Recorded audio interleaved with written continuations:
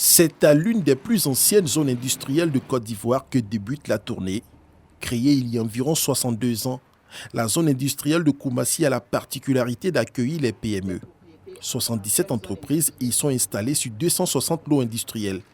Malheureusement, dans cette zone, Diomandé Mamadou, directeur général de l'AGEDI, a pu s'apercevoir de l'état de dégradation avancé de la voirie ainsi que la saturation de la dite zone.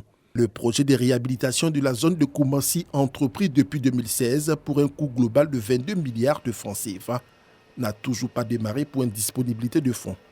Cap est ensuite mis sur la zone industrielle voisine, celle de Vridi. Ici, la difficulté majeure observée par la délégation est le phénomène de la sous-location, une pratique interdite par la réglementation où des opérateurs monopolisent des terrains industriels acquis à des tarifs préférentiels sans les valoriser et en retour les mettre en location à d'autres opérateurs à des coûts exorbitants. Il y a des gens qui vont peut-être faire de la sous-location pour faire de l'activité industrielle. D'autres vont faire de la sous-location pour faire du stockage et puis d'autres pour faire des activités commerciales. Donc nous n'allons pas mettre tout ça dans le même sac. Nous allons travailler au cas par cas. C'est vrai que la sous-location de façon générale n'est pas autorisée, c'est illégal, mais nous n'allons pas faire un traitement global de la chose. La délégation de l'AGEDI, qui avait à ses côtés la direction du CPC, s'est ensuite rendue à la nouvelle zone industrielle à Koupé-Zeuilly, PK24, de 940 hectares. Une zone dont les travaux d'aménagement sont en cours de finition. Nous avons eu deux grandes étapes.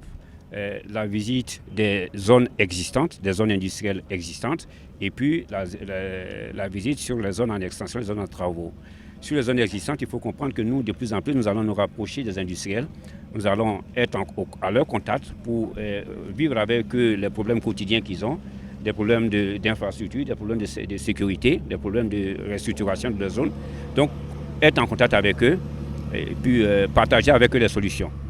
L'autre élément, c'est de voir l'évolution des nouvelles zones et puis voir les perspectives. Les industriels ont apprécié la démarche. On a pu leur présenter nos installations, leur donner nos préoccupations et nos attentes. Et il est important pour nous d'avoir un dialogue direct avec eux et qu'on puisse avancer les différents problèmes parce que des problèmes, il y en a toute l'année. La Côte d'Ivoire enregistre une vingtaine de zones industrielles reparties sur 4000 hectares.